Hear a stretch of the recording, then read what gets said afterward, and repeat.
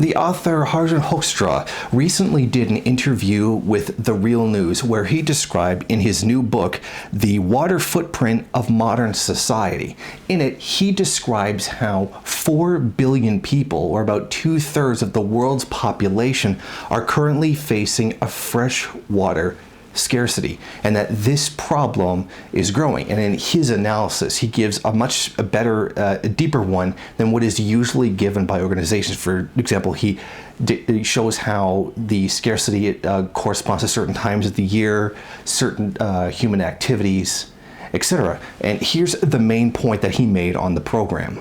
Now you see some places have only 1 month per year severe water scarcities, but other places 2 months, 3 months, up to even full year.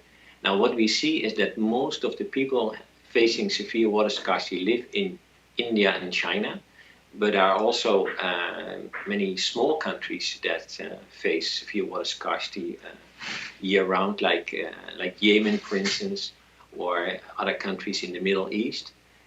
So those people, they have really the problem of water supply, particularly to agriculture, because for drinking we don't need so much water.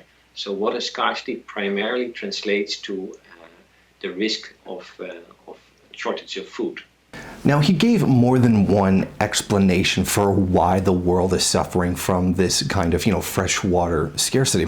I said it's primarily population growth, and that we consume way more per person, and that a part of that overconsumption is diet, essentially a meat diet, forces a person to consume more water, and having a meat diet obviously needs more water to give the animals something to drink, etc. And he lists a bunch of several causes, some of them which are industry, some of them are government, and some of which are people. But what's not surprising to me is that the areas that are most affected by a water scarcity is, of course, the third world. However, in this, it mentions China, and I don't consider China to be a third world country. I consider it to be on the moderate end of the second world, the developing world, somewhere between the third and the first, because there has been great strides in the development of China.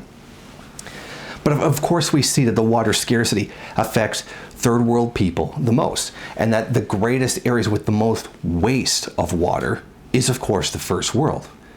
This absolutely should be no surprise whatsoever, given that it is the first world that consumes most of the world's water. I think it was somewhat of 12% of the population uses 95% of the world's clean water.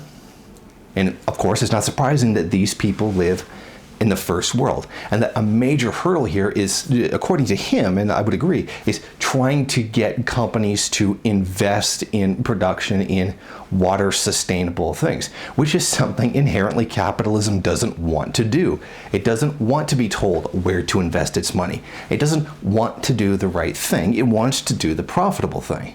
That while I'm sure that Mr. Hoekstra probably is a defender of capitalism, I'm going to have to say that capitalism is the problem here. It's that, and primarily that, which is keeping the world from moving on to something which has a much more responsible use of the world's resources. This is something Karl Marx would have advocated. This is something that Mao advocated, and something that I'm certain Lenin would have advocated. But we see here, again, that the people who live in the first world, who are the beneficiaries of this inequality, who get the high end of that water, are the people who refuse to do revolution, who lack the revolutionary potential to do the real change. And it is the people in the third world, those who are thirsty, those who are dying, those who are suffering from, freshwater scarcity, are the ones who are willing to fight. So it's very easy for us to sit here and just hear this interview and pass it off, when we're sitting in the first world with all the benefits of the world's water consumption. It's not so easy for those who are suffering in the third world, who are dying, to build revolution. Thank you for watching. Won't you go ahead, rate, comment, subscribe, and share on various social media. And if you want, you can head over to my Patreon page and show your support. Or you can head over to the MRN bookstore and check out some of the latest books available.